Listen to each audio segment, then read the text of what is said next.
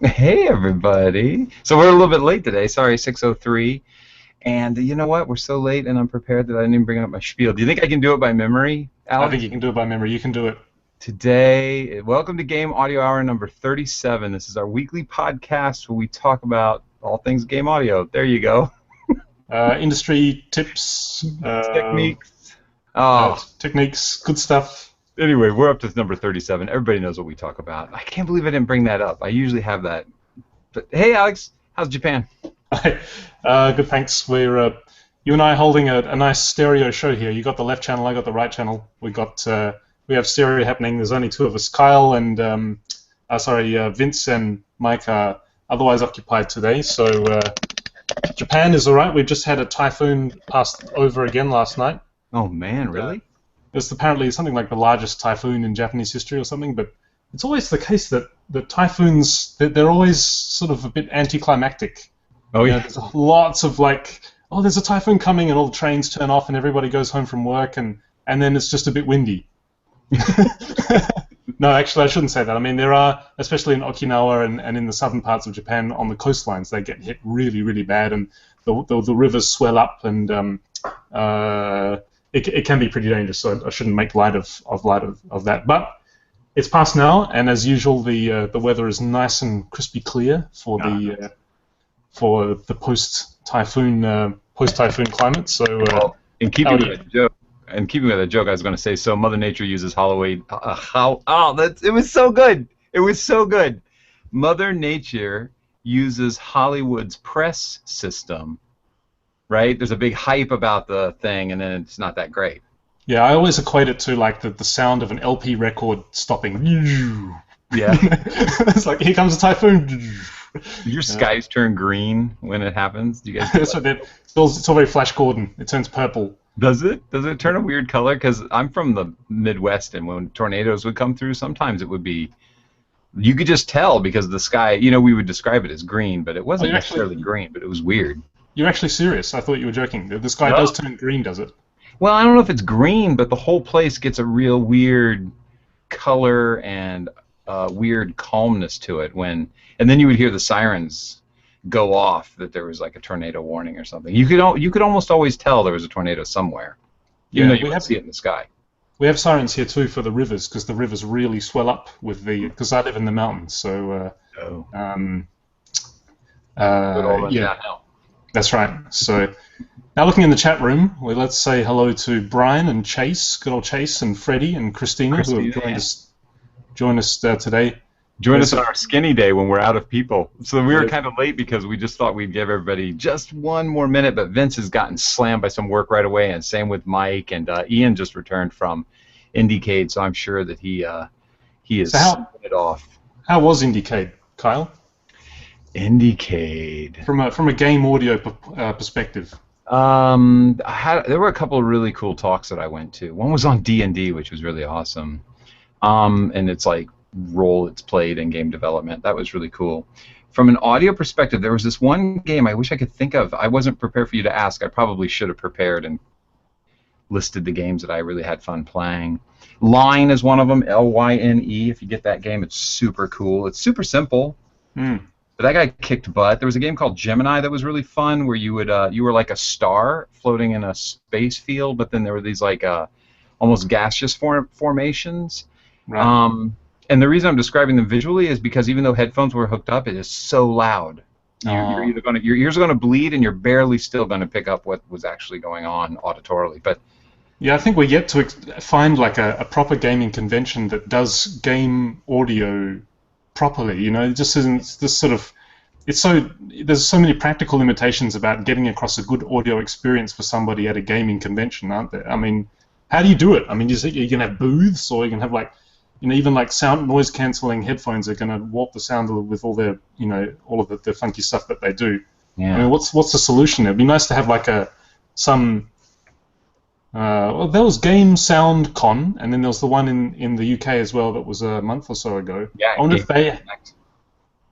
if they had any special facilities for actually properly experiencing and appreciating like a game audio in a convention setting.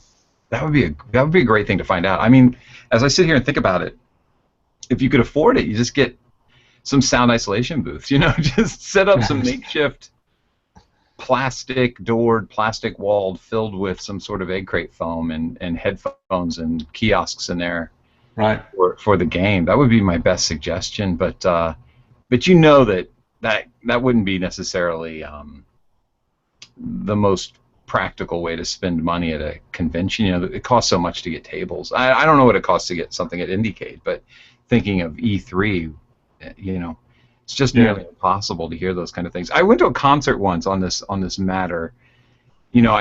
I grew up with all these concerts. My brothers are older than me, and they would drag me to these concerts. I got to see some amazing people, but there were some people specifically that I wanted to see that I was into, and the precedent had been set going to these concerts with all this loud noise, and I really was huge. I guess I'm still pretty addicted to them, but I was a huge, disgustingly huge fan of the Cocteau Twins, and I went to go see them in concert, and I arrived at like downtown Columbus, Ohio, at they played, I don't know what it's called down there, the Ohio Theater, I think it was, downtown Columbus. And I walked in, and it was so chill. It was almost ballroom-like. People were dressed up, and then everybody sat in chairs and watched the show, and would occasionally get up and celebrate some kind of like major musical moment. But other than that, people just watched the show. And I remember thinking, God, I'm hearing this concert.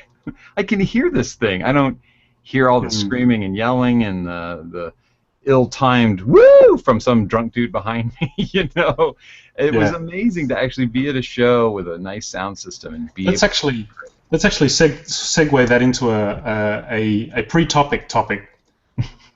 Something that I've been thinking a lot about these days, and actually it'd be good to get some feedback from the people in the chat room. How concerned is everyone about hearing health? I mean, in our line of business, our hearing is our chief asset. Mm-hmm. And being that a lot of us are musicians, well, we're all musicians, but being that a lot of us come from musical backgrounds, potentially, loud bands or nightclubs or whatever, or even loud orchestras sitting next to the piccolo player, which I did when I was in high school, like right in here. Still there, huh? That's right. A lot of us are going to have, hearing deficiencies. We're going to have, is it tinnitus? Is that how you say it? I say tinnitus, yeah. Ringing tones in our ears. How concerned is everyone about hearing health? Because, I mean, the scary thing about hearing is once it goes, it's not coming back. Mm-hmm. It's not something that just heals and all of a sudden you can hear again. Mm-hmm. When your hearing goes out in a certain frequency, or if you've got suddenly you get a ringing tone, that's it. You got that for the rest of your life. I guess I read recently there's some scientific advances working to get rid of tinnitus. I don't know where they are in that, but there might be hope on the future. Yeah, I mean, firstly, the first question that I have for everybody, for you and also the people in the chat room, is how concerned are we about this? And secondly, what things do we do to try and sort of, I guess, protect our hearing? Just considering that, every day we're sitting in front of speakers or we've got headphones on, and we're relying on our hearing to give us, an objective sonic picture of what we're doing. Mm-hmm. We've got to protect our chief asset. So how concerned is everybody about this? I don't know. I'll wait. Let's be quiet so the people who aren't watching the show won't know why there's dead air, and we'll just wait for the chat room to type. Let's do the Jeopardy music. No, I played in bands. That's what got me into doing music, and yeah, I've got tinnitus, and when I was younger and foolishly impressionable, I wouldn't wear ear protection because it wasn't cool looking. I'd rather be by a stack of amps looking awesome than actually protecting anything, or going to shows. I mean, they're ridiculous. How loud they get, and you just ring. And being a parent, when I see somebody there with their 4-year-old on their shoulders at a Morrissey concert, not recent, didn't just see, but that's the last kid there, and we were up by the stage, like, oh my God, what are you doing? But I think it's foolish that we don't protect it better. But my brain went in a bunch of different directions, like LUFS, regulating the sound and how loud things are going to be, and living by that metrics or that meter, so that we can equalize our listening experience across all media. That would be fantastic. I wish we could live by that. I've um, summed all of my equipment so that I know when my volume is in a specific position, I'm at that position of dBs that you're supposed to be at, and that doesn't hurt my ears. It's only when you go beyond that, you know. But another thing related to ear health is, yeah, now if I go to a concert, I have the foam things you put in your earplugs, and I have them in my glove box of my car because I never know where I'm going to be when I need to be someplace. So I do protect it now, but when I was young, I didn't worry about it. But I think it's important also to set your system up so that you know that you're listening to it at the volume that it should be listened to when you're mixing something down. I think that's important. But I'm not crazy about headphones. You know, and another thing about being at a convention related to ear that kind of bugs me about headphones is that there's a little bit of a germophobic thing that goes off in me when I'm putting on headphones. I'm kind of like, oh. Yeah, you need to. In Japan, they're very good with that. At Tokyo Game Show, they have like these little alcohol wipes that they always wipe the headphones on before you put them on. Because yeah, it is a bit of a creepy feeling. It's like it's all greasy and kind of, oh geez, you know, somebody's. Yeah. No, I don't like that, and so I didn't listen to a lot of the games that I played because of that germophobic kind of weirdness. But hopefully that answered your question. I mean, I think that I personally, and the chat room's going off, I think it's extremely important, and we shouldn't be influenced by what's cool and what's not cool, and we should know our levels that's good for our ear health. But, you know, as you get older, it's going to deteriorate anyway, because it's kind of like a glass that just keeps filling up with sound, and as you get older and older and older, that glass never empties itself. Even if you spent your life listening to never being around an airport or in loud traffic, your hearing is deteriorating every day. It's a weird thing.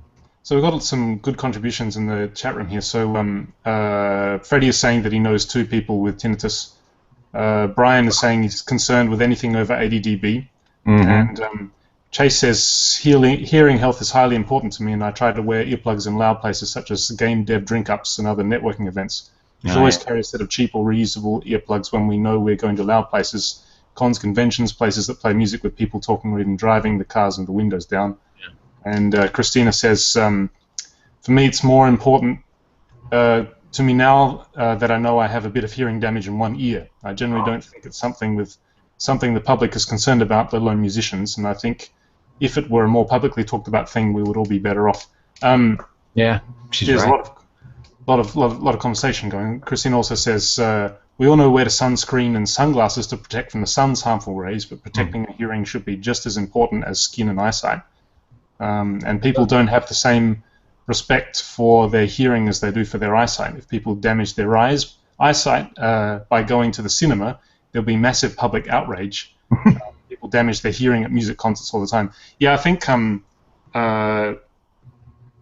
one thing that really pisses me off is game conventions and how loud they are. Yeah. Not so much the actual convention space itself. I mean, you sort of have an expectation when you walk into one of those, of course, it's going to be loud and there's going to be, you know, games are going to be playing at full volume with big speakers. Yeah, okay, you know, that's part and parcel for a game convention or any kind of convention. But what really gets me is the networking events where everybody's there for the same reason. We're all there to talk to each other, and yet everybody has to shout because there's like loud music playing at the same time. Yeah. One of I think I've said this before, but the greatest networking event I ever went to for game audio was Aaron Wall's Casual Connect audio meetup at Casual Connect last year, and it was just in a cafe, no music. Yeah, nice. No music, just people standing around holding a drink, just talking at regular volumes to each other. Nice. And you know, to trust a proper game audio veteran to actually think that, okay, do we need music for this networking event? Of course we don't, because everybody's going to be talking. But these networking events is crazy. You know, it's like a nightclub. Everybody's there just to talk to each other. Why do we need all that loud music? You know, we're all happy to be there. We don't need extra music to kind of make us feel more happy. I agree, and it drives me crazy whenever it's loud in a room because I can't hear the person right beside me. Like the person I'm speaking with, I suddenly can't hear, and all I hear is the drink that clashed or somebody who had bust into a laugh really quickly. And right. And that's so embarrassing because it really ruins that connection I'm having with that person, because I either have to agree to something that I didn't realize I was agreeing to, like, do you like chocolate grapes when they're covered in peanut butter smoothies? And I'm like, absolutely, all the time. I do it every week. and they're like, "What? That guy's an idiot. He doesn't even know what I'm talking about." You know? Yeah, yeah. You end up I end up like just like it's like showing my business card and shouting about who I am. Yeah. It's like Alex May, what? I told you Alex about. May, what? Oh fuck it, But here you go. Here's my card. You just take it and email me later. But I have a set of these molded earplugs. uh-huh. You know, the molded ones that actually drop the spectrum evenly instead of like regular foam earplugs will kind of muffle all the high end, but you only get low end. Yeah. But I have like they're called musicians earplugs, and Ear ends or whatever. yeah, they're transparent. You need to go to like an ear, nose, throat doctor to have them make a mold of your ear, I've seen those. Yeah. and then take those. And they're quite expensive. Like when I got them, it was like 200 Australian dollars. So I don't know what that is in US dollar, but $200 is expensive things. But the greatest investment, really. I mean, they're so good. They still fit now, but apparently with those things, they yeah, Brian is just mentioning the W at GDC, which is really bad. The W.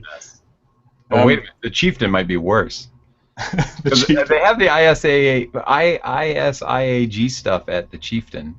Well, they used to. Maybe they don't anymore. It's embarrassing. I pay my membership, but I haven't been to their party, and I should because I really believe in what they do. But they used to have it at the Chieftain, and it was so loud in there. They would yell the prizes. I actually walked out without my prize. I had no idea I'd won till I got outside, and I think, actually, to tell you the truth, I think it was Jesse Harlan who said, "Kyle, did you get your prize? That's pretty cool that you won that thing." And I was like, "Won what?" And I went back in there. Did I win something? And they're like, "Yeah." I'm like, "I didn't hear you. I had no idea that I won something." Yeah, it was actually a sound card. It was like it was the old days. I think it was a Turtle Beach sound card. I think if everybody, all of us, if you have the opportunity, get a pair of these musicians' headphones, not headphones, earplugs. They're transparent, so they are actually very discreet. You don't really see them because they go right in your ear, and the material is transparent. The only thing about them is that you need to redo them every 10 years or so because apparently the actual shape of your ear canal changes gradually as you grow. Oh, yeah. And so it's important to redo them. So the ones that I haven't used them in a while. They still sort of fit, but it's a little bit uncomfortable now. And you know that actually your ear canal doesn't change. That's just an upsale. I'm kidding. Okay. That's I'm what it is. kidding. I'm sure it changes. I'm just being pessimistic. It's built-in obsolescence. It's like what's that Prilosec that would always say, "Take the pill before you eat, and it won't give you gas." And you're thinking, well, maybe I wasn't going to get gas anyway. I don't know. But then they go, "Hey, we did that for you, so you should keep buying our pill." And you're like, "But I'm not sure you did it for me." Okay, I'll buy it anyway, just in case you're right. Sorry. Brian is asking for a link for these earplugs. Actually, I don't have a link because I got mine from a specialist in Australia, which probably wouldn't help you, Brian. But if you go and you search for musicians' earplugs or molded earplugs, I'm sure you'll find, because I think different... Ear Ends, I think, is a company, isn't it? Ear Ends, something like that? Yeah, there's also etymotic research, I think, do... Different countries will have different... It's a specialist thing that they can't obviously market online because you need to have them specially fitted. They're not... Chase is asking about heroes. They're not heroes. Heroes, I think, are actually just generic ones that you just push in your ear. I thought it was a sandwich. Heroes is the ones that are shaped. There's like ones that are shaped sort of like a pagoda, which I've tried before. The thing with those is that they you stick them in, and if you have like waxy earwax instead of flaky earwax, then they'll kind of work their way out as you talk. Because as you talk, your jaw moves and your ear canal changes, and then they kind of fall out. So these molded ones, to answer Christina's question, she's saying I've yet to find a pair of earplugs that don't fall out or hurt. The molded ones, obviously, because they're molded to your ear canal, they don't move at all. The hardest thing about them is actually getting them out because they're completely molded in, and you don't see them. They're like flush to the opening of your ear here, so you've kind of got to like get your thumb in underneath and kind of pry it out. But definitely worth it. Ironically, do they cause damage to your hearing when you pull them out and they go? No, because they're actually hollow. Because there's actually air that goes through them that Now, have I'm filters in. having Sorry. fun being pessimistic. Sorry. I'm wearing my Sorry. black shirt, so I'm having a black sense of humor. Anyway, guys, so if you are looking for a pair of good headphones, headphones. Why do I keep on? I'm Ear saying in. headphones because I've got these right in front of me. So all I'm thinking of is headphones. If you're looking for a good pair of earplugs, definitely get these because they won't fall out. They lower the spectrum in an even way, so if you're in a band, you can actually hear people talking in between when you're playing. Basically, it's like a volume knob for the world. Yeah. You just kind of, turn the volume down a bit. They are expensive, but they're definitely worth, and they last many, many, many years. So At definitely look for NAMM those. in 2009, they were doing. They were actually doing people's ears at the show. It looks like. Yeah, I wonder if the you link is. lie on you go on your side, and they come with this big fat syringe of like this putty plasticine kind Uh, of stuff, and they put it in.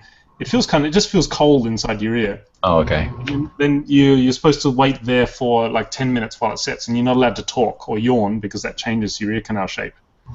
And then the doctor will just come in and he pries it out. And in the place that I went to in Australia, they actually gave me the foam mold as well. Like if you want like a real heavy cut and you don't care about the frequencies, then you can Oh just. yeah, just put that in there.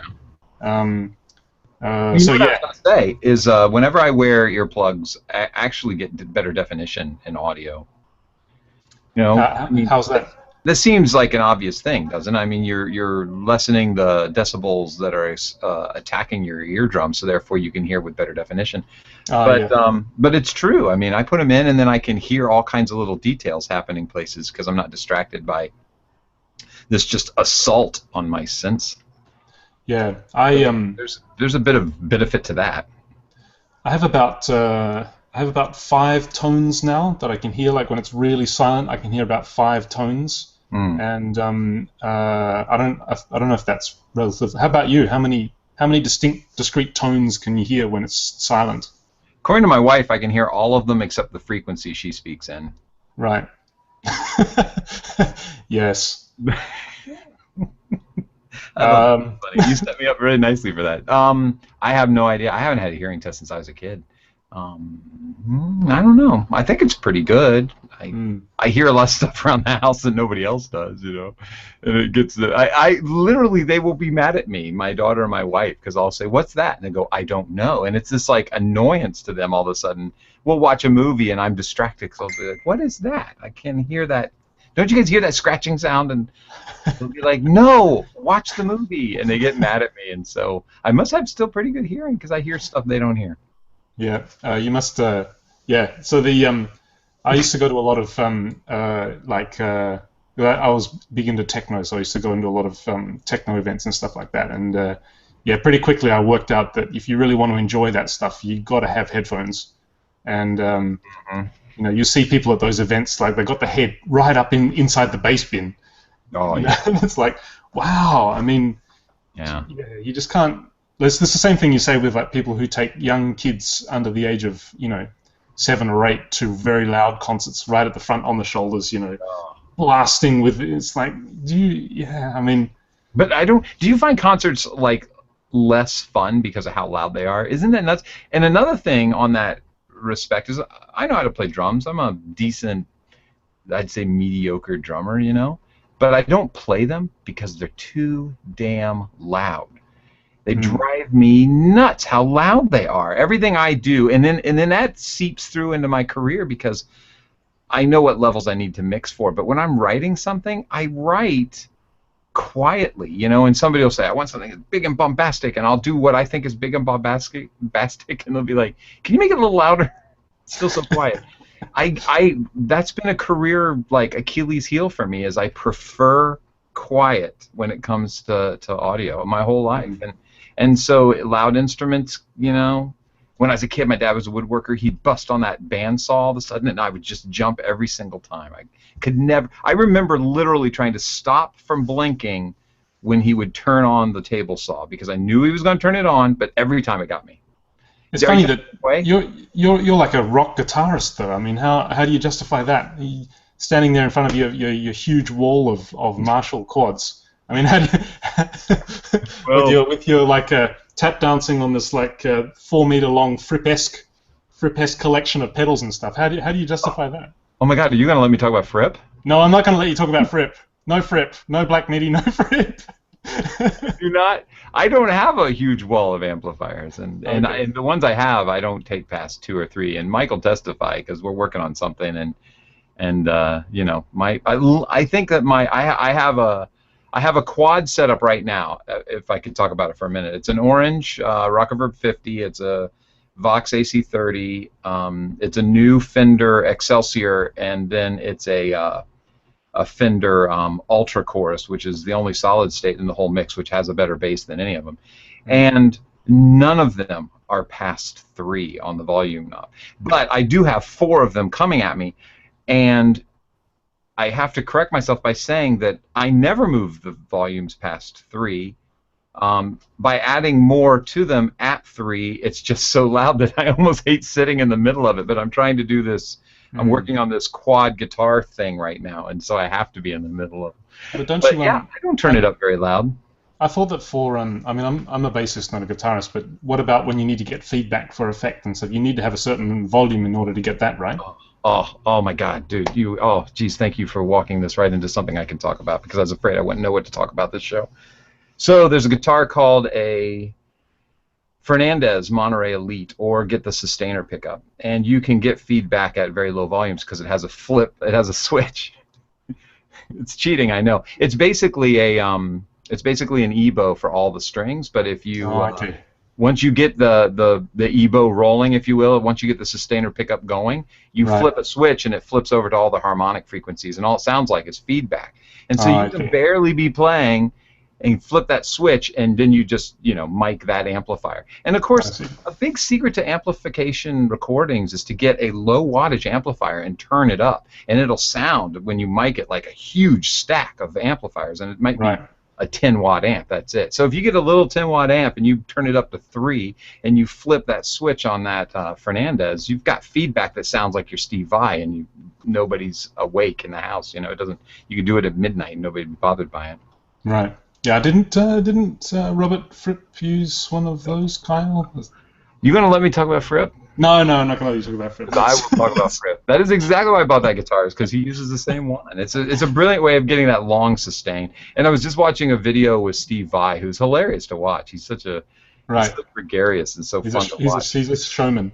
He is a showman, even when he's got the worst corny jokes, and you're embarrassed for him. He's like being. I was watching this Premier Guitar video on, if you can find it on YouTube, it's called Rig Rundown for Steve Vai. And this rather attractive girl is interviewing him, and he's pulling out all the horrible, corny, old man sexual innuendo jokes on her. It's embarrassing. And that was the best part of watching. It was like a train wreck, and I just couldn't stop staring at it. But the funny thing is, I don't own any Steve Vai records. I don't listen to a lot of Steve Vai or anything like that. But he mentioned also having the Sustainer, and he had used it for years to get those long sustains out of things. So it stretches all the way across all the different types of music. Well, that's interesting. Yeah. Well, Robert so Fripp. everybody, the moral of this first 30 minutes of our show today is protect your hearing. Don't take any chances. Which I didn't know it was going to be, because before the show you said the topic was something else. Yeah, this is our pre-topic topic. So now we're going to work into our main topic. Hey, wait, I want to show something. Anybody have this? Did you have this as a kid? Now, Alex, I know in your part of the world, Halloween is not necessarily as big a celebration as we like to make it here in the States. But you better read that out for our audio only. So Kyla's holding a nice 12-inch. Yes, it's an album I have from my childhood. It's the Walt Disney Studios Chilling, Thrilling Sounds of the Haunted House with the Disney label. Isn't that awesome?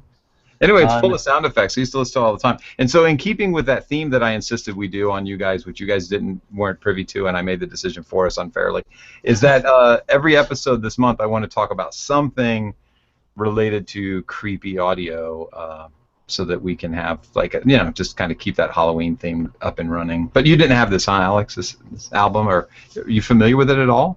No, I'm not. I mean, yeah, when I was growing up, the whole idea of scaring for entertainment was pretty foreign to my upbringing and my culture. So, yeah, I never really. No, I didn't. What's on it? Oh well, you've got Night Creatures is on it. Haunted House is on it. The Dungeon, The Witches, Encounter in the Fog, all kinds of things. It's creepy stuff.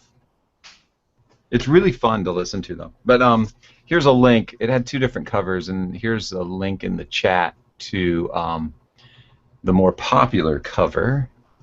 Chilling, thrilling sounds of the haunted house. It's just so awesome. It's I think, if I'm not mistaken, actually, I'm probably incorrect. I think I'm trying to remember when I first got into Vincent Price because I'm a bit of a lover of those old scary movies and stuff. And I was thinking it was because of this record, but it may have been actually Alice's Cooper, Welcome to My Nightmare, which I think we've talked about at another show, so I won't go into that again. Hmm. So nothing scary. So scary games, Alex. You play scary games? Not really, actually. I'm not really one for scary anything. I guess I just sort of, oh, geez, I got a shock, got a fright. Well, is that fun? I think the Yeah. most scary movie that I've ever been to was Event Horizon, Oh, that's one of my tops, man. That's a and fantastic movie. I didn't actually know that it was going to be a horror movie until halfway through when it became a horror movie because you've got this. It's got Wow. Sam Neill in it, and it's got like this really cool picture of the spaceship. And I love science fiction movies and generally see as many of them as I can. And I didn't. Yeah, this the first movie in my life that I seriously came this close to walking out halfway through because it was just, whoa, this is not for me. Yeah, that's Gotta scary. leave now. It was You know, pretty freaky. I'm sorry to interrupt you. But it dawned on me a really good topic, and we'll go to the topic that you had told that we talked about for the show. But there's one thing about like designing scary sounds that I really love, and there's like signatures to how to make something scary. Like different directors or different game developers or different audio guys have different ideas of what to do to scare somebody. Like PT right now is scaring the heck out of people. People are turning it down. My eye doctor, I told him about it. He turned it down to watch it. I said, "Turn it up. What are you doing turning it down?" But that the audio plays such a large role.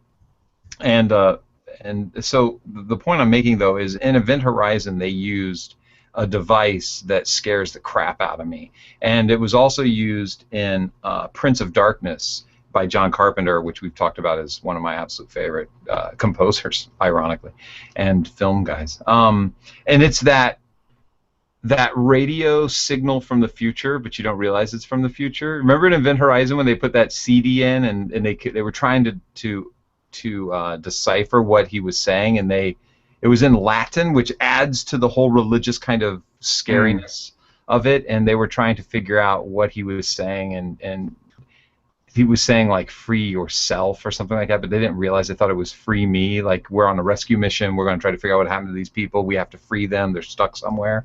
And then at the end of the movie they actually the CD actually plays and you see that horrific scene where the guy's got right. his, yeah, oh, anyway, and then they realize very clearly what he's saying, which is free yourself.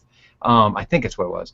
But that whole move of doing that is fantastic. And the Prince of Darkness, the Mm, people in the movie, and this is again audio related because it's where it comes from.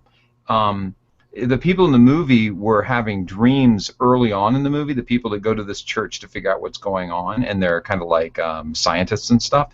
They right. start having dreams, and the dreams are kind of innocuous at the beginning, but they're getting this transmission that they can't translate in their dream. Mm. And so I'm seeing a bunch of pleases. Is that somebody saying, "Don't tell me the end of this"? Because I don't. And listen, man, there's a shelf life on Prince of Darkness. It's been like 20 years. If you haven't seen it, then I don't. Too bad for you. I'm going to say what happened. So in this church, they had this container, this giant floor-to-ceiling container full of the essence of evil, and it Right. was seeping out, and it was basically like the devil. It was Satan coming through this portal somehow.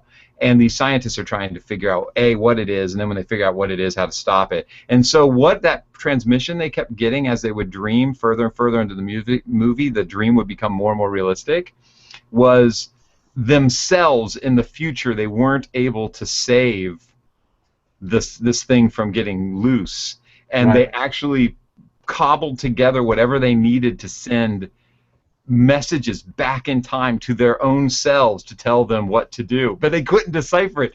Oh my God, that's so awesome to me. It creeps me out. My hair is standing up just describing it. And so I love that move. That device is so well done. And, you know, unfortunately, this is kind of dumb. I don't play a lot of scary video games because a movie I can kind of separate myself, but a video game, I'm full in, and so I kind of avoid scary video games. So I'm sure the device has been used in video games, but if it hasn't, man, there's something waiting to happen. Chat room, please tell me some video games that use that whole, like, decipherable future self weirdness to solve the thing. I'd like to, well, watch somebody else play that. I'm not playing that. What tips can we share for game audio people who have a requirement to make something scary? Like if the client says, okay, we need tension, we need suspense, we need this to be really freaky scary, what kind of advice can people share for that? I think Brian and Chase are both working on scary stuff at the moment. Chase is working on ican'tescape.com. If you check that out, that's something that Chase is doing. Yeah. Good old Chase. And Brian says he's doing sound for, I assume, some kind of freaky thing, some kind of 6-minute short tomorrow. So Brian is getting himself into the mood. Watch Event Horizon tonight, Brian, at about midnight. Absolutely. I mean, and they were saying that Event Horizon was the inspiration for Dead Space, and I did play Dead Space, and yes, absolutely, it was those were definitely very serious. You know, there is nothing like a good theme. I was actually, one of the things I was thinking about talking about today was what were some of your favorite horror movie themes? And I know we do game audio, but obviously movies and composition bleed into game audio. There's major crossover there. And, you know, this one still, I can't help myself when I hear this.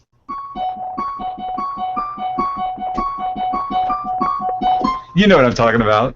I mean, every time you hear this, John Carpenter, it's Halloween. That's just, I mean, you know, giving a tip for how to create something scary is to just find a theme. Number one, find a theme that identifies that movie, because you can play that, or that game, you can play that every single time. People will know it's Halloween if anybody's seen Halloween.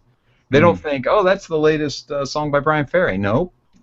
That is Halloween, and you know it. And so, again, we got to find those musical identities of the game that we're working on. And if you can find that, even simple, you know, and this is really simple because he literally is chromatically walking up and down the keyboard for that. He's not doing anything fancy. It's just the intervals are what give it the creepiness, but as he progresses through that thing, he's just moving up and down a half step the whole time. So so definitely find that theme. And then another tip that I like to use when I do kind of creepy things, and I got to be careful because Mike almost killed us for listing the composers that I thought we should talk about today, but I steal a lot from Penderecki and Ligeti. Like if you get a choir singing this creepy atonal almost kind of thing, it's a classic.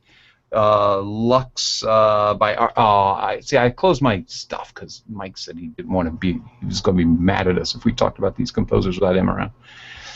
Anyway, Lux Eterna by Ligeti.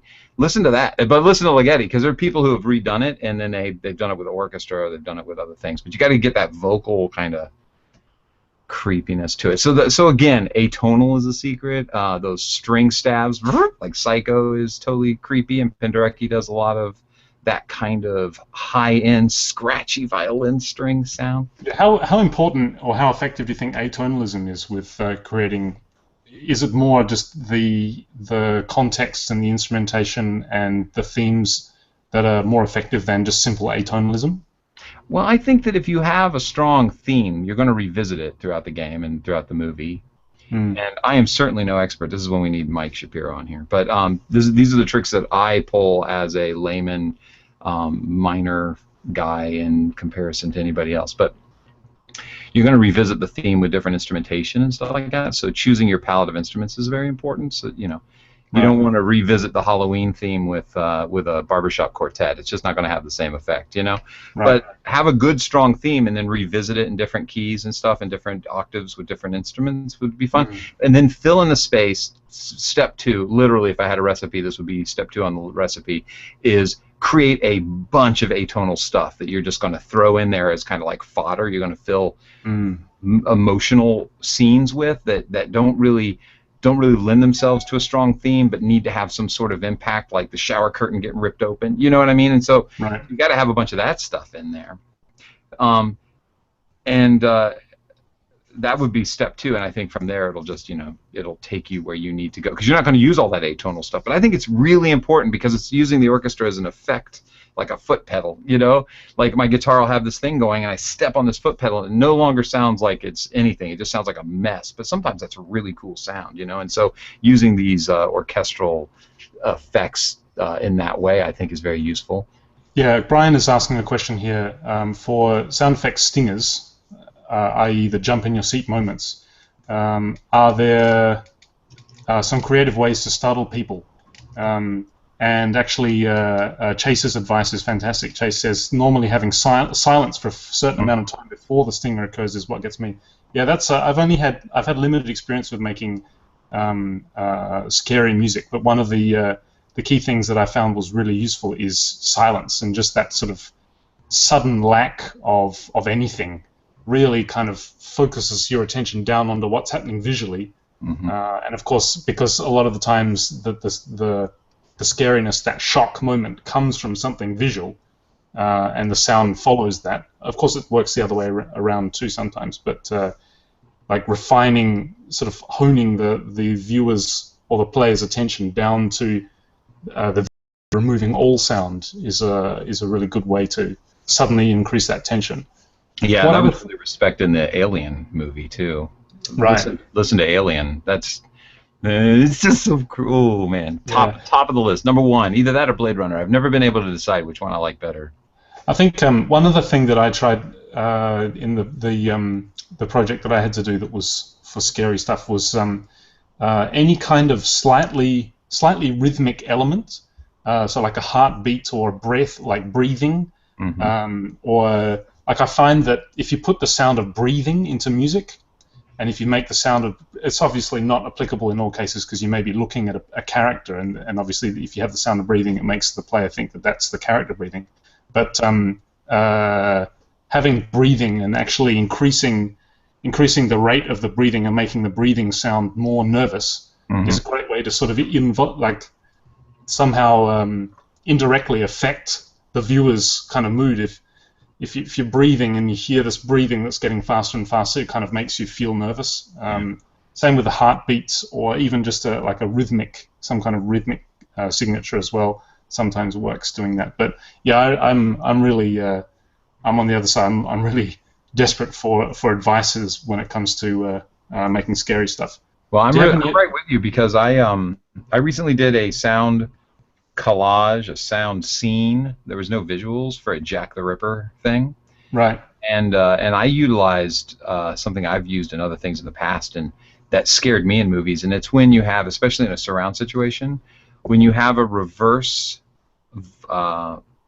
dialogue, not somebody singing, but reverse dialogue. And especially if you do it in Latin and you reverse it, it just adds some sort of weird, creepy element. But it's got to be female, and it's got to be whispered voices, and it's got to climb in volume as it's moving. And in this Jack the Ripper thing, I took it from behind to in front, because it's right when he attacks.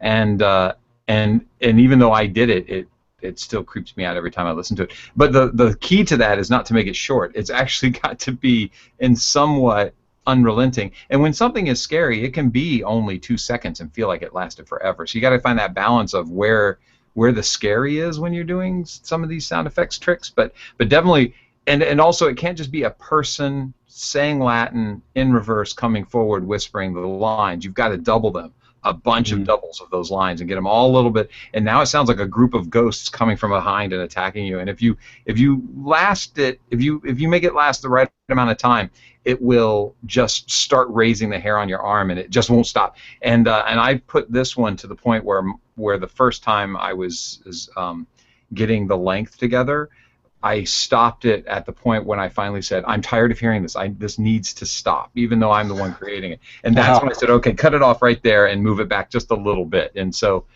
I don't know how long it lasts. It probably lasts, 20 seconds maybe or something. It just really is this thing that is very unrelenting. So there's something about having that kind of a sound that just won't leave you alone that's very creepy. Right. Right. Do you have any recommendations for scary games that people could play for reference? One thing that's going on in the chat room at the moment is of course, Alien Isolation, which is Yeah, it's new. um, it's a new game. It's incredibly nicely produced. Yeah, I'm From never going to play that ever. yeah, I don't think Nope.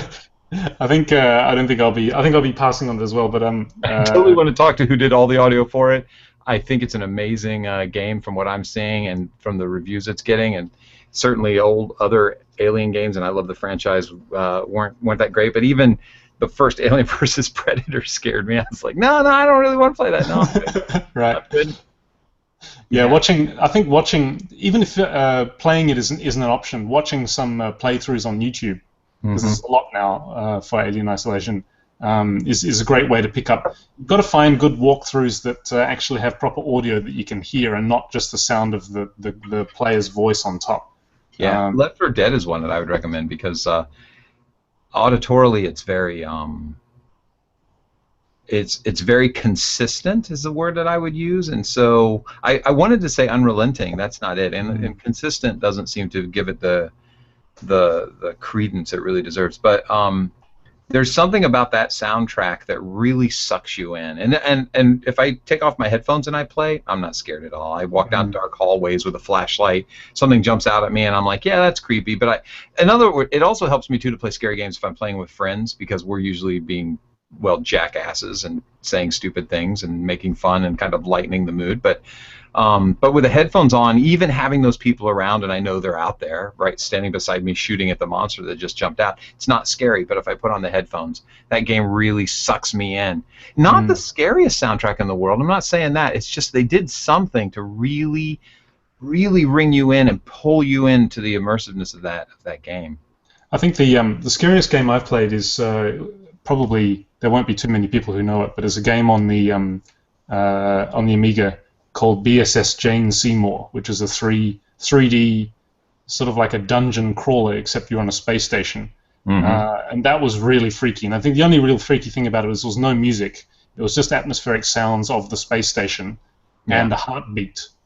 And it was the heartbeat that as your health goes down, the heartbeat increases.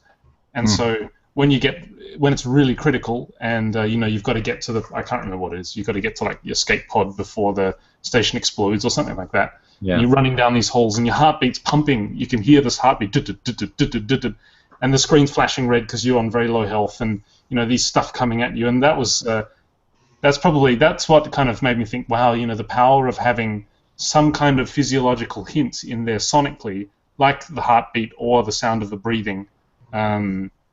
Is really, and as it kind of, it starts off very calm and very relaxed, and that's the way you feel. But as it increases, because you're controlling the player, and that's what the player sounds like because of the sounds that the game is making, you sort of unconsciously find yourself sort of feeling exactly the same way as the player.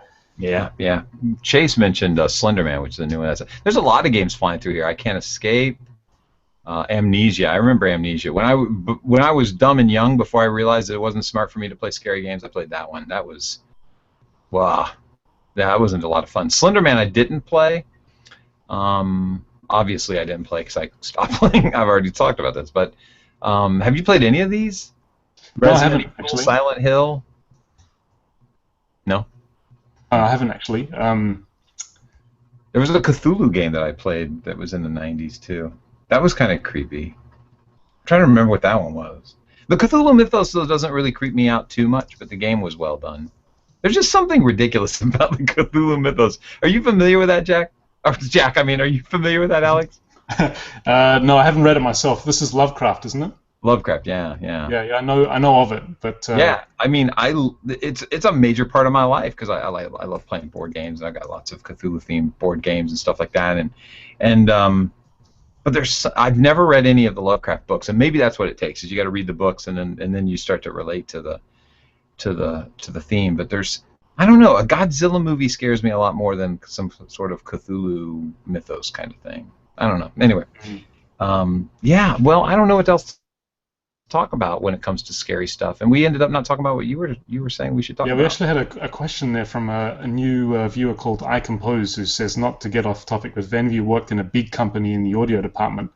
big company Oh yeah. being hundreds or thousands. I think you were at this is sort of bleeding into the second topic, the actual topic we're going to talk about today, but we've only got 8 minutes, so I guess we Let's won't. do it. We got longer than that because we were late. Okay. Let's make it 15. The topic idea was absolutely nothing to do with hearing health and nothing to do with scary games or You scary know we were movies. totally unprepared for this episode because we were like throwing ideas at the last minute, trying to cobble people together. Oh well. The topic was hints and tips for working in small teams versus working in very, very large teams as the audio designer or audio engineer. So I've worked in a small team, and I'm currently working in small team as in 2 of us, and then I've also worked in working at the moment in a team of 5. So I've only really worked in small teams before. Now you were at Neversoft. Yeah. Yeah. How many Well, you know, people?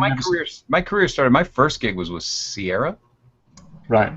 So back then, it was. I mean, audio was so. Game development was such small teams anyway that I ended up kind of. If it was an arc, it's like when I was doing like kind of in-house work, I then went independent, and the in-house kept growing into bigger and bigger and bigger platforms, and I always stayed independent. But then Neversoft, I went in-house for Neversoft, and you know, I think when Guitar Hero was acquired by Neversoft, there's always been numbers because there's guys who were there way longer than me because of all the Tony Hawk stuff. And when I talk to them, they'll say like I think it was like 60 people or something, but some people say 40 people when Guitar Hero was brought into Neversoft. I really don't know, somewhere around 40 or 60 people. But when it was over, it was like 160 people. It was enormous. Right. That's a big company as far as I'm concerned, as far as a game developer. But you know, I've worked at because I'm a programmer before I got into game audio. I worked at companies regularly that were 300 or 400 people. But for game development, it seems to me that in my limited experience that 100 to 160 people is a big company. Right. Yeah, I think And the audio department was pretty big at Neversoft. So Neversoft had kind of like they had an audio department ran by Clark Wynn and had some really talented sound design guys over there. Right. And then they had the note trackers, which is where I was, which ended up being, I think, oh man, they're going to watch this and they're going to yell at me and say I'm an idiot because I don't know math. But I want to say there were 14 people at the end. They started off with what'd you say? Did you say 14,000? I think. No, 14 people in just the note tracking. But see, note tracking, we had to do. We were basically like I think it was Bunny who came up with the terminology. Bunny is a guy who we worked with, John Knutson, and he had a better term for what we did called MIDI design because we had to do everything from like designing what the light shows look like, you know, where the cans would move based on things, where the hand was on the guitar. And all of that was done in MIDI. It wasn't done in some sort of animation software. Oh, there was animations that were done. We were just scripting the animations in MIDI. And but then we had to take all the music and the stems and all that stuff and deal with all that, and then also create the note tracks for that you would see. Oh man, I'm blowing up. What did you do? Twitter somebody? I'm just going nuts over here. I got to turn off all my speakers because you're twittering. Alex, I'm talking to you and you're twittering people. It's not me. It's actually Vince. Vince is he's sitting there on Twitter instead of joining us here. Oh, gotcha. So I don't know if that's a large department is what I'm getting at. The audio department at Neversoft, if you include both the guys who were doing sound design and the guys who were doing MIDI stuff, was probably 20 people, maybe a little bit more, maybe 1 or 2 on either side. But yeah. So yeah, that answer your question. iCompose is asking that he says he has the opportunity of maybe getting an internship with EA, and he's wondering what he's walking into as an audio artist in a large company like EA. Oh, wow. What kind of advice do you think you could give him? Me? Run. Tread carefully. Be an accountant. No, I'm not. Don't give up your day job. Yeah. Are you kidding me? Didn't your parents teach you anything? Let's see, what else do I got? No, man, you know, I mean, we all do it for the love of it, right? So it doesn't matter. Get into it, man. Live it. Put everything you have into it. The only way you're going to learn is to be on the job, really. You know, people who sit at home independent like I did for so many years was such a slow I was like at a glacial pace learning how to do this stuff, and I wish I would have stayed in house from the beginning on through, so that I would have just been, way further in my career than I am today. But so you got to get in there. I know that the hardest thing that I run into when it comes to audio stuff in big teams is there is an ego. There is an ego involved, and we try so hard to take that ego and throw it to the side, but it's such a subjective thing that we do, and as long as you do that, as long as you try to remain as egoless as possible, you will be definitely looked upon as being one of the better guys to work with, and that's really important, because people are going to start to get petty. I mean, and especially when it gets stressed, because building a game is very stressful. And there were times when we would get a song that would come down to Guitar Hero, and I'm not proud to say it, but sometimes I'd be like, I want that song. And it would be almost as stupid as saying, oh, I've liked that band longer than you like that band, so I should have that song. Not that I ever did that. But that kind of pettiness starts to creep in, and it's because maybe, we were doing Band Hero, and I just did, 4 Taylor Swift songs, or something. Which I can't disparage Taylor Swift. I just bought her new album. I did. I really did. I just pre-ordered it. But the point is that the stressfulness of creating a game will start to bring out the ugly characteristics of people's personalities, and that's when you got to work your hardest at not having an ego and just saying, I want to do something for the better of the game. And it's almost like a mantra I had to say to myself for the longest time. Just go, I want this game to be great. I want this game to be great. And that's, I think, so important, because if you can instill that in yourself where it just becomes a natural muscle for you and you don't have to say the mantra all the time, your career is going to be fantastic, because people are going to want to work with you because you're easy to work with, and I think that's super, super, super important. Yeah, but I think also another important thing, especially with large teams, is being good with feedback. But being good with feedback doesn't just mean doing whatever. If somebody says, yeah, I don't really like that, it's too loud, it doesn't just mean, oh, okay, better make it quiet. But sort of thinking about, firstly, taking it constructively and never letting it get to you. Like, if you absolutely, for example, if you made a sound that you really, really loved and you spent weeks and weeks on it, and then somebody thought it sounded crap and they want something different, being able to let it go, but also being able to sort of say, well, what exactly is it that person didn't like about that sound? Is there some way that I can salvage what I liked about it, but also make that, satisfy that person? But also understanding that it's not always just about giving everybody what they want. If you're in a large team and you've got, say, 20 teammates who are all giving you feedback on your sound, and they're all saying, yeah, this should be like that, that doesn't sound like this, that should be there, and this is too loud, and that should sound more like this, and this is like that. Learning how to actually take that, not get offended, take it very positively, but then actually sifting through it and working up the useful bits and things that can be done to satisfy people, but also keeping your own sense of pride in what you do. I think the larger team that you work in, the more you're going to encounter that. So I guess working with feedback is more not just about taking it positively, but also about understanding feedback and where does it come from. How do different people will express it in different ways. Sometimes people will be very direct and they'll expect you to just take it. Sometimes people will be very indirect and they'll expect you to understand. So I think the more people that you have to work with, so in the case of iCompose, if he's going to be interning at EA, which sounds like a fantastic opportunity, being able to be very not only positive but also very what's the right word? It just was about to happen and then it left. My audio is not working. I guess sort of broadly sensitive about feedback. No, sensitive is not the right word. Sort of. I know what you're saying. Anyway, properly understanding, that it's more than just, oh, so and so says this sounded crap, so I have to make it better. Well, being an intern, he's automatically going to be in a position of education. Like everybody around him that isn't an intern is going to look at him and say, well, you're an intern. If I've been assigned to show you how to do this, I'm going to show you how to do this. Other than that, I'm really busy. And that's really the sad thing about being an intern. And so try to find those guys who are busy but are willing to share their time and their knowledge. And the early days is going to be better than the 3 or 4 months in when people are used to you around and they don't have to put on their good smiley faces anymore. So just be prepared for that. But that is not bad. People are busy. We're doing this very stressful thing of trying to get a game out. And with EA, these games are costing millions upon millions of dollars. There's a lot of stress and a lot at stake. I think it's smart as an intern to go into a big group like that because there's a lot of people that you can shift from one to the other to pick up information from, and you'll probably be exposed to a lot of different games that deal. Audio can be completely different for a sports game than it is for a horror game, and why is it mixed differently? Why did they compose that way? Who did they get to do that? What's it like to license music as opposed to hiring somebody to compose? You're going to learn all that stuff at EA. If you come to Moontech Studios, we're going to do one thing, and that's what you're going to learn. So that's not good. So good for you for going to like EA to do this. That's fantastic. Good for you, man. But take it with a grain of salt, which is what Alex is trying to say.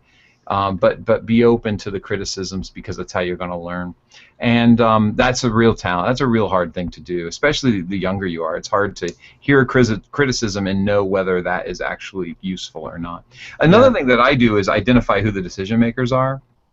I still do that today. Like when I sign a contract with somebody, I might not be signing it with the person who's making the decision on the audio. Of course, they're going to have an opinion on the audio, and I welcome that opinion, but the decision maker is who I really need to figure out what it is that person wants to hear.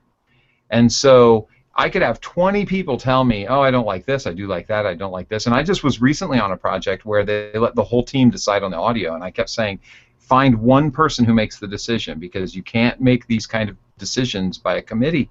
Everybody is going to subjectively think something else, and that's going to cost you a lot of money. Or there's a contract that says I only do 3 revisions, and if you have everybody making different opinions about what they think, then you're going to end up with the 3rd revision of every one of the sounds, and you still won't like it. There's still going to be people unsatisfied. So find the person who makes the decision, which might not be the person who's educating, and make sure that what you're learning and what you're doing is what they want to see. I think that's a really important combination. And don't like Alex said, don't get bent out of shape if somebody is not all that tactful with their delivery. Just keep in mind what that person, that decision maker, wants from you. And if what they said, even though it was tactless, was still good information, do your best work to try to let the ego go and not hate that person, and take that in and make some adjustments. And it'll really speak volume about where you're going to go with your career. Sage advice, Kyle. Sage advice. Speaking of advice, one thing I love about Brian D is that he told us exactly how to say tinnitus. He said it is tinnitus. Yeah. It's really brave of him to put those words out there and to let us all know that he says it incorrectly. It's really very brave of him. I bet he says GIF as well. I say GIF, so yes, good for him. Yeah, I think. Well, when we were saying last week that we're going to rename it YIF. YIF, yeah. It's like a nice middle ground for everybody to come together on YIF. And it's other graphics tag. Oi, YIF. Right. Oh, another YIF. Okay, well, so we are 3 minutes past our 3-minute late start. So we've gone like an hour and 3 minutes. Look at us. We're like professional and stuff. Yeah, well, thanks everybody for sticking by us. It's been a fun show. It's been nice being able to just chat. I was actually the issue of hearing health was something I'm glad we could talk about, because that is very important and it doesn't really get enough attention. And if there's anybody from GDC watching this, or the W in San Francisco, turn it down. Yeah. Oh my God. How do we do that? How do we get them to turn it down? Somebody said out there, just meet outside. That's such a wise thing, Yeah, that's what I said. You just meet on the street, like it was me. All the game developers and all the programmers and the artists, they can stand inside, and us audio people will just have a nice civilized chat outside at a regular volume, Saving our ears. Yeah, absolutely. Well, hey, I've got to get in the habit of saying, please like and subscribe, and please tweet us, and please, that's it, right? Subscribe is YouTube, like is Facebook, and retweet is Twitter, which I am so bad on this show, I didn't even send out my Twitter stuff before the show, which I always do. I worked to the last minute. I really did. You did. You ran out just like one minute before broadcast to get your scotch there. No, it was my record. Again, get this record. It's awesome. If you can find it, it's really so much fun to listen to. It'll bring your childhood back to you rather quickly because it's just a bunch of sound effects. All right. Hey, Alex, Okay. I'll see you later. All right. See you next week. Bye. Thanks, chatties.